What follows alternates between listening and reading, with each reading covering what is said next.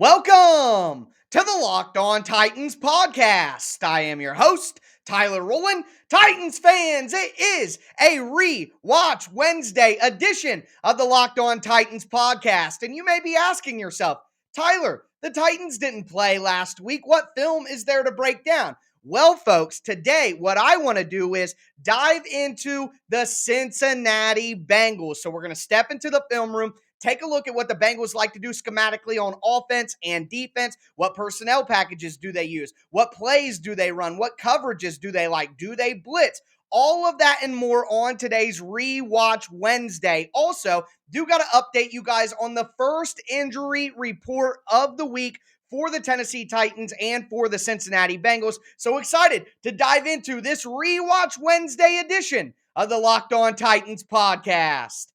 Let's get it. You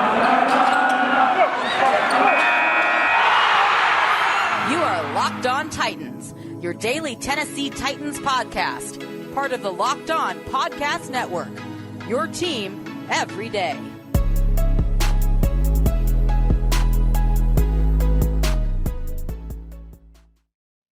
Titans fans, it is a Rewatch Wednesday edition of the Locked On Titans podcast. Like I said, we are going to step into the film room and take a look at the Cincinnati Bengals on offense and defense from an X's and O's perspective. Before we get into that, we got to talk about the Tennessee Titans' first injury report of the week. Before I get into that, though, do want to thank you guys for making the Locked On Titans podcast your first listen every day. If this is your first ever listen to the Locked On Titans podcast, then you got to subscribe on whatever platform you do stream. Check out the Locked On Titans YouTube channel as well. Subscribe over there. Smash that notification bell so you know when all of my content goes live. If you're watching on YouTube right now, please hit that thumbs up button. I do appreciate it. Got to follow me on social media, on Twitter at Tic Tac Titans for all my film breakdowns and film clips. And check out the show Facebook page at Locked On Titans Pod. With all of that said, time to dive into this injury report we got from the Tennessee Titans following Tuesday's practice. Now, typically, the Titans' first practice of the week is on Wednesday. But of course, with the game being on Saturday instead of Sunday, that moves everything up a little bit. And hey, that's perfectly fine for the Titans who are coming off a bye week. And that bye week definitely did help the Titans out because this injury report, folks, break out your tissues. I could cry. It is as short and as beautiful, hanging in the roof, as beautiful as an injury report has been all year for the Titans. Let's go through it. Don't need a lot of time. Number one, defensive lineman Tahir Tart, ankle injury, was limited. And that's the worst of the news, folks, because defensive lineman Naquan Jones with a knee injury was a full participant. Buster Screen, the Titans' passing down slot cornerback who was definitely missed in that second half against the Texans, was a full participant with a hamstring injury. So that's all good news for the Titans. That's it. I mean, that's the only guys that we got to talk about here, those three. Now, there are some other reports that I want to get based on the videos that we saw from practice. Derrick Henry is ready, folks. Derrick Henry is ready. Winter is coming, and the king will reign. So the Titans had to focus on getting Derrick Henry contact in these practices leading up to the game. While he should be fresh in terms of the wear and tear on his legs, and while we can acknowledge that his injury may be fully healed, there is still a physical factor to football that when you don't play for multiple months, it's going to be hard to acclimate yourself back to that immediately in a game. So the Titans want to get Derrick Henry used to contact this week, and boy, did they do that. They were having guys stand about a couple of yards past the line of scrimmage. Derrick Henry takes a handoff and plows into two different guys with his shoulder pads as they're hitting them with the shoulder pads. So we saw Jayon Brown and Laurel Murchison being those contact enforcers against Derrick Henry when he was running through his individual drills. So you love to see that. On one play, Derrick Henry literally popped Laurel Murchison, and Murch had to shake his arm off and shake his shoulder off and say, man, I didn't expect that. I love that Henry is dealing out the physicality in practice. Hey, got to get ready to go, and boy, did Henry look good in some of those videos. You know who else looked really good? Julio Jones. And I just want to say this quickly. Yeah, it's been a down year for Julio. There's no way around it. There's no way around it. I'm not going to try to pretend like it hasn't been. But he has the second most receiving yards in the history of the NFL playoffs. The videos of Julio look like he was just running faster than I have seen him run all year long. He knows, in my opinion, the coaches wanted to keep a snap count on him, keep a pitch count on him throughout the regular season. In his mind, he's probably telling himself, man, I'm not going to go all out 100% in the regular season in these games, blah, blah, blah. And that's just human nature for an older veteran. But now is the time. Now is the time to lay it all on the line. Now is the time to hold nothing back. And it looks like Julio has that mindset and is ready to go. So Julio looked great. Derrick Henry looked great. Only 3 players on the injury list. Elijah Molden back at practice, not even an injury designation after getting popped in that Houston game. I mean, the Titans are as healthy as they have been all year long, and that is nothing but great news. Going to continue to monitor that throughout the week. On the Bengals side, obviously a big name for the Bengals, Trey Hendrickson, their edge rusher, one of the best in the NFL, got a concussion against the Raiders. He was limited, but he was out there at practice. Guys, Trey Hendrickson is going to play in this game no matter what. I've stood with that all week long, and I will reiterate that right now. One of their backup wide receivers, Stanley Morgan, was limited. Stanley Johnson, my Lakers fandom, bleeding over into the Titans. Stanley Morgan was limited.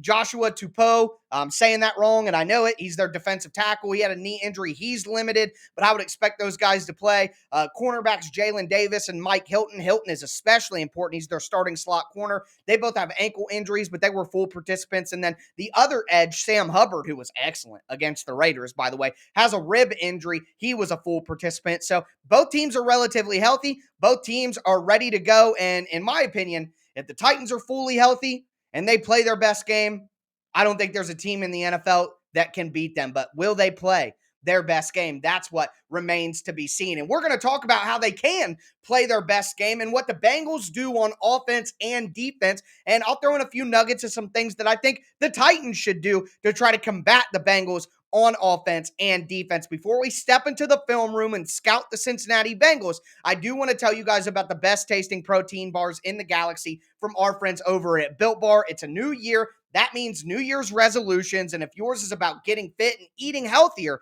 make sure you include Built Bar into your plan. Built Bars are a protein bar, but they're not chalky and waxy and hard to choke down. They're delicious and taste like a candy bar. In my opinion, they're a Built Bars like the peanut butter brownie that are better than some candy bars like a Milky Way or 100 grand, something like that. I'd rather have the Built Bar. Built Bars are covered in 100% chocolate. They are absolutely delicious. And if you aren't interested in like salted caramel, peanut butter, brownie, cookies, and cream, my favorites, there's going to be a flavor on there for everyone. Also, I could talk about the taste all day, but they're healthy for you as well. Low calorie, low sugar, high protein, high fiber. Make sure that you go to built.com, use the promo code LOCKED15 and get 15% off your order. Once again, that's promo code LOCKED15 for 15% off your next order at built.com.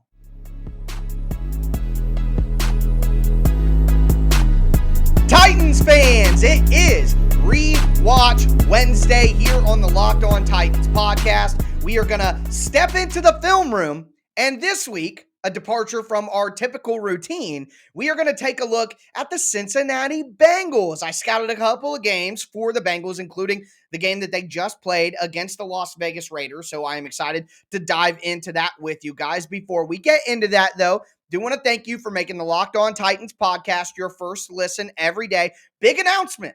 The Peacock and Williamson NFL Show podcast is going on the road to Los Angeles for Super Week. Follow the Peacock and Williamson NFL Show today to get the most comprehensive coverage of the big game. It's free and available on all platforms. But diving into the film room, I love this stuff, man. I'm sure you guys can tell. I mean, it's obvious, but oh man, I love talking ball like this. Let's talk about Cincy's offense. That's the hot thing right now. Number one, I want to mention Cincinnati plays the majority of their offense in 11 personnel. Now, if you're new to the show or just not listening every week, what the heck? But 11 personnel means 3 wide receivers, because the way that personnel works is it's the running back first, then the tight end. So 1 running back, 1 tight end, 11 personnel, 3 wide receivers. They do mix in a little bit of 12 personnel when they bring in Drew Sample, their backup tight end. But for the most part, they're out there running 11 personnel, and they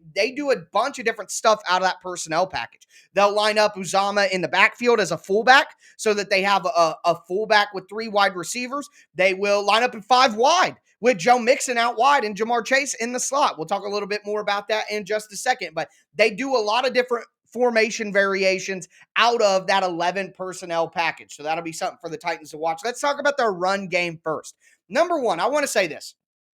Zach Taylor, the Cincinnati Bengals head coach, knows that the Bengals offensive line is not very good. And he calls plays and he schemes up his offense with that in mind. You can tell, because what you don't want to do is, if you don't have a good offensive line, you don't want to create situations where it's your offensive line in one-on-one matchups against the defensive line over and over and over again. Where do you want the offensive line to take advantage? On the perimeter. So especially in that game against the Raiders, but it's been the case with the Bengals all year, they look for perimeter runs. They want to run toss sweeps. They want to run pitch sweeps. They run jet sweeps with their wide receivers, where the wide receiver comes in motion and the quarterback just turns around, hands it off real quick, and the wide receiver goes around the edge. They run counter plays where they fake like they're going to, let's say, the right, and then the quarterback turns and hands it off to the left. And now on all these plays, other than jet sweep, on all these plays, these tosses, these pitches, these counters, the Bengals will have pullers. What they're looking to do is they're looking to get their offensive linemen away from those one-on-one matchups against defensive linemen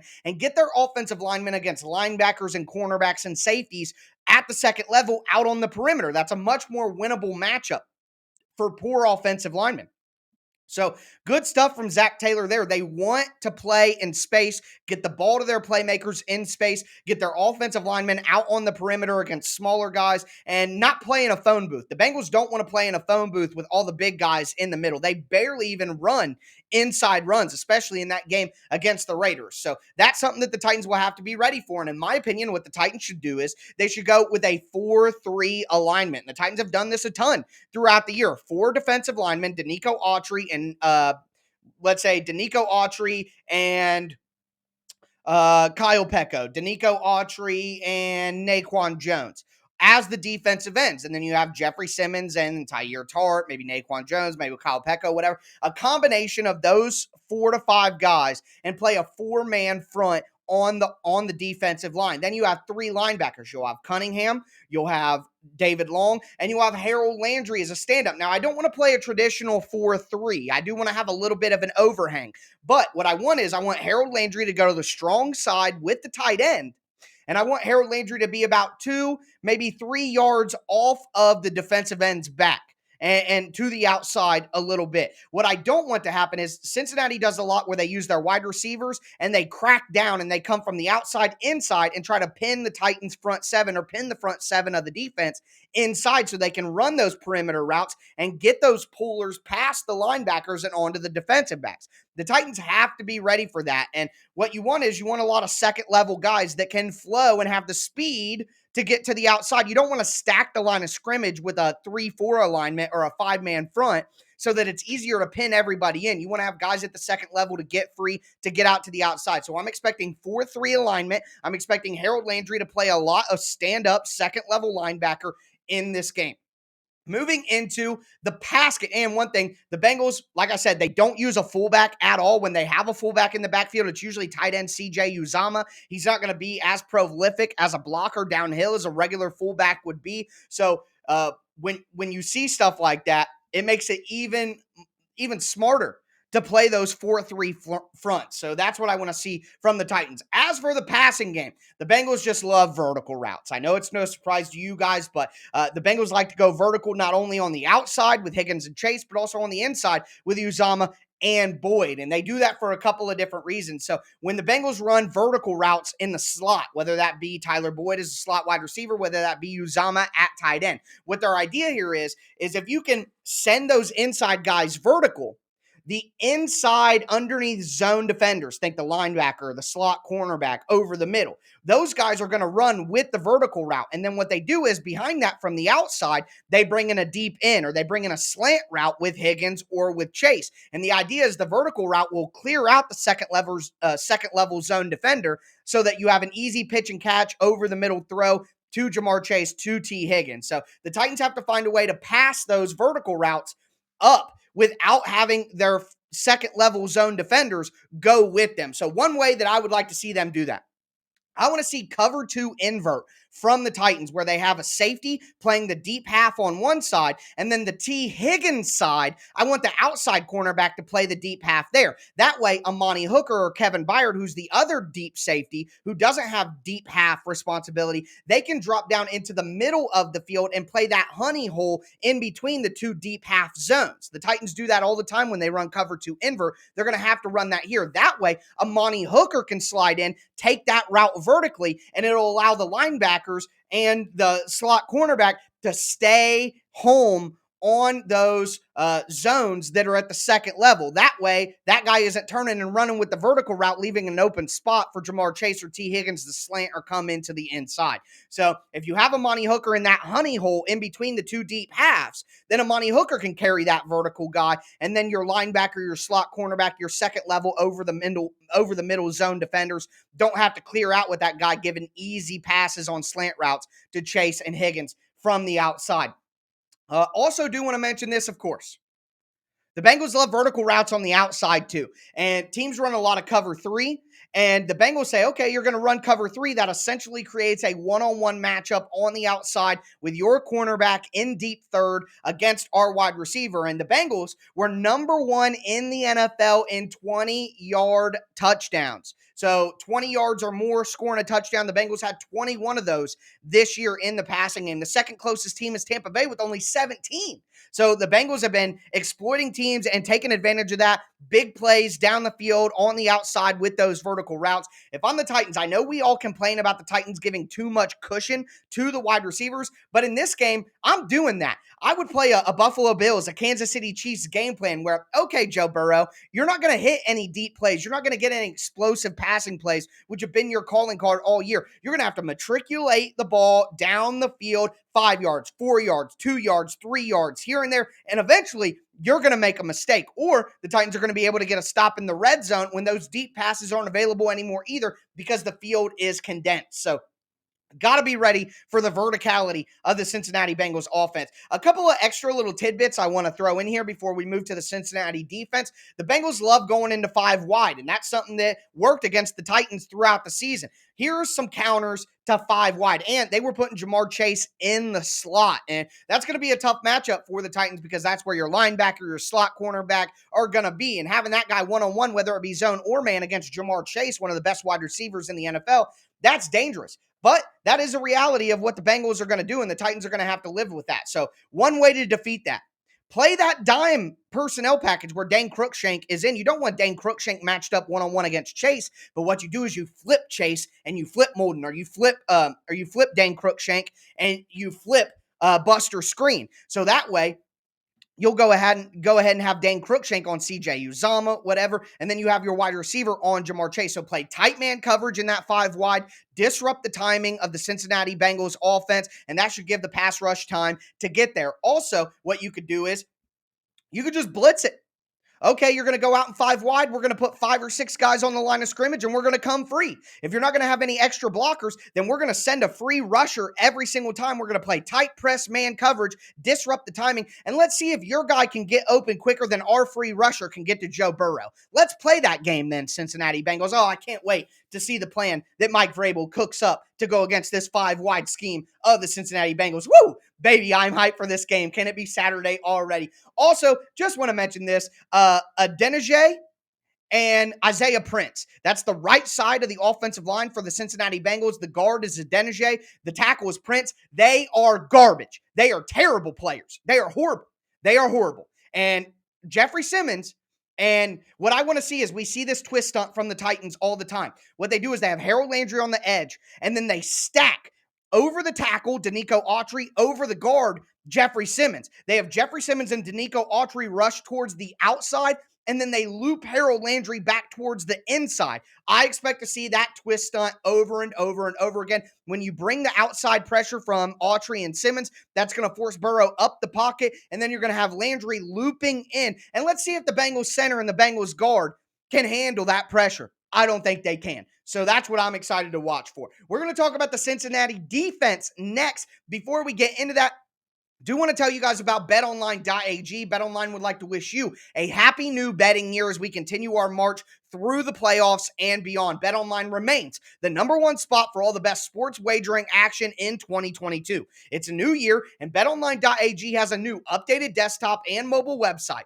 Go there, sign up today, and when you do, use the promo code Locked On. That's one word, Locked On. You're going to get a 50% welcome bonus on your first deposit. That's free money from betonline.ag. But whether it be NFL playoffs or pro college basketball, hockey, boxing, UFC, even your favorite Vegas casino games, don't wait to take advantage of all the amazing offers that betonline.ag has available in 2022. BetOnline is the fastest and easiest way to wager on all your favorite sports. BetOnline, where the game starts.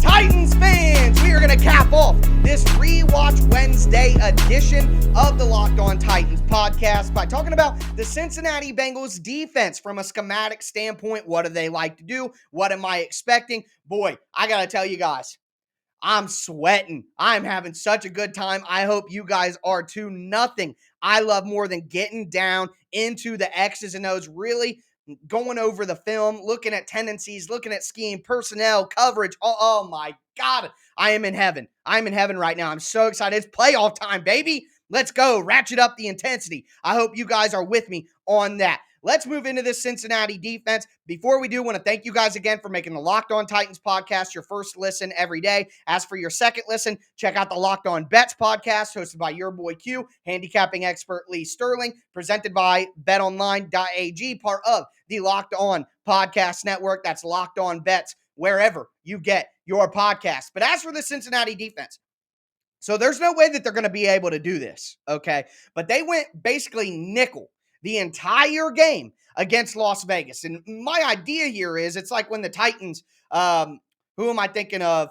Mike Gesicki, the Miami Dolphins. So the Titans played nickel the entire game against the Dolphins when Gesicki was in the game. So even if the Dolphins had two tight ends in the game, if they had Gesicki in, the Titans basically treated him as a wide receiver and said, nah, we're going to play nickel against that, not base. Well, the Bengals did the same thing against the Raiders, and I wonder if it's because they have Darren Waller. Well, that's not going to work against the Titans. The Titans are going to go with 12 personnel. Remember, one running back, two tight ends. The Titans are going to go with 13 personnel, one running back, three tight ends. I mean, what are the Bengals going to do then? And here's why. The Bengals have depth issues on their defensive line with injuries and just talent-wise. The Bengals have a better defense when they're in nickel, when they have three cornerbacks out on the field. They have Mike Hilton out there as their slot cornerback. The Bengals even played a lot of dime where they brought Flowers in to be like Dan Cruikshank. Basically, it was a tight end matchup in man coverage on third and longs. So what are the Bengals going to do?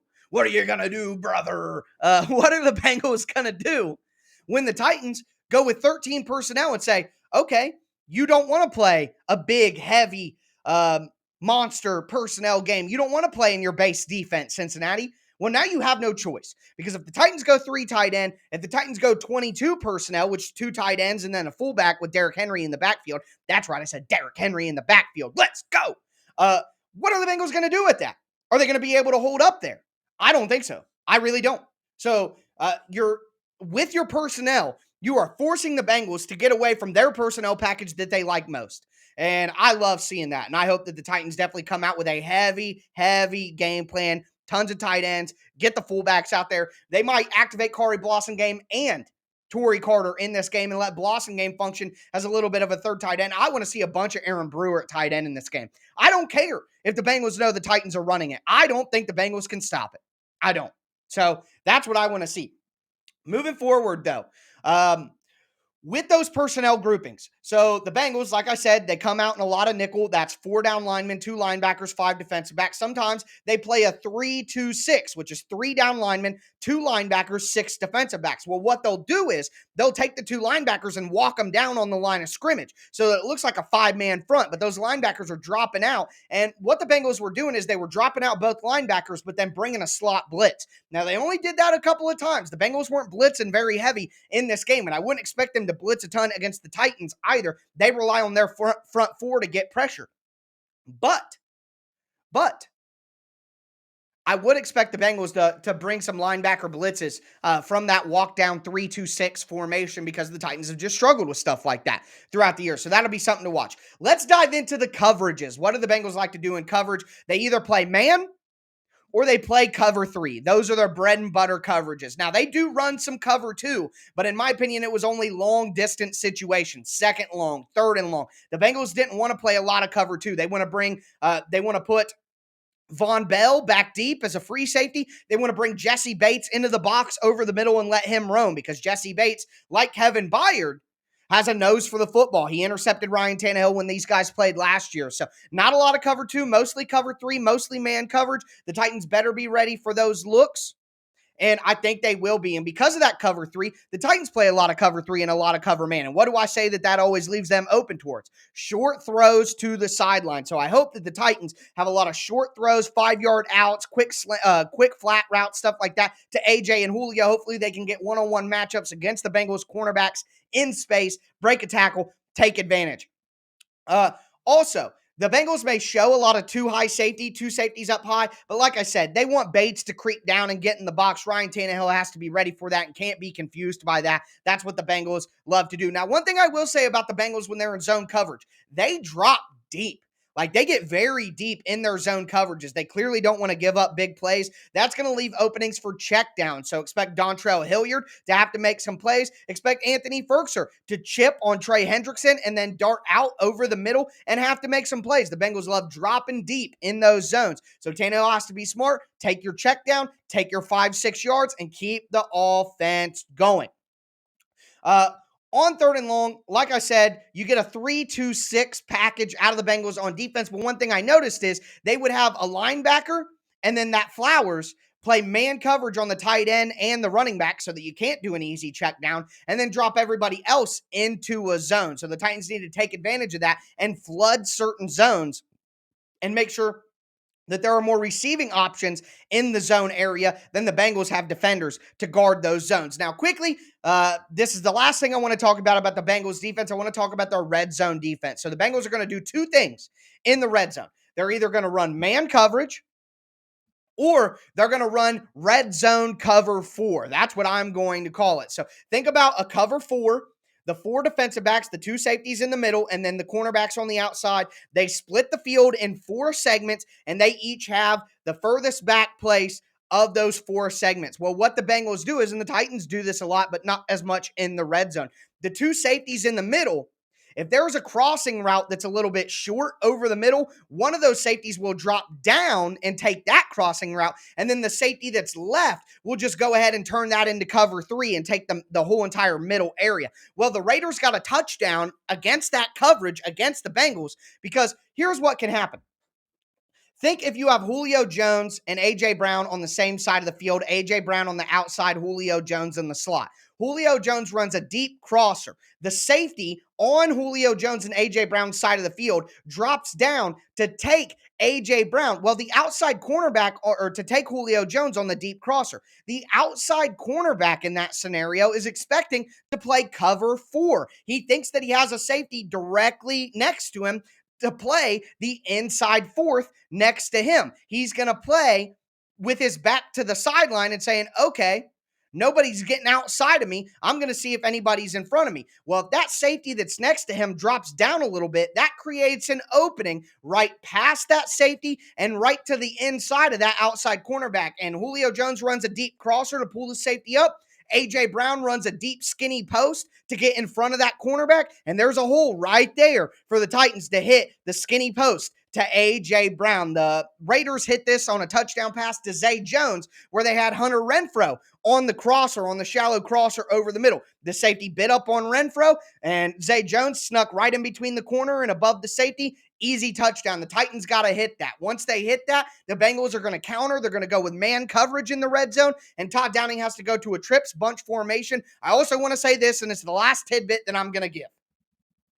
The Titans have to have a bunch of pre-snap motion and at-snap motion in this game because the Bengals will show man and go zone. They'll show zone and go man, and they have to identify what the coverage is pre-snap using motion. The Raiders didn't do it enough. I was shocked by that. The Titans have to use a ton of motion in this game to identify defensive coverages pre-snap from the Bengals. That's going to do it for me today, folks. Man, I am jazzed up. I got to take a shower. Woo! I hope you guys had as good of a time going over the Cincinnati Bengals scouting report as I had making it. I'm going to have a ton of that stuff going forward as we get closer to the game. Going to have crossover Thursday tomorrow with Jake Lisco, with James Rapian. They're awesome. They do great work for the Bengals, and I can't wait to talk to them about what they expect to see from the Bengals in this game. Do not miss out on that. Friday, I will have my game preview, and I'm thinking of having an extended, big-time playoff game preview where I spend,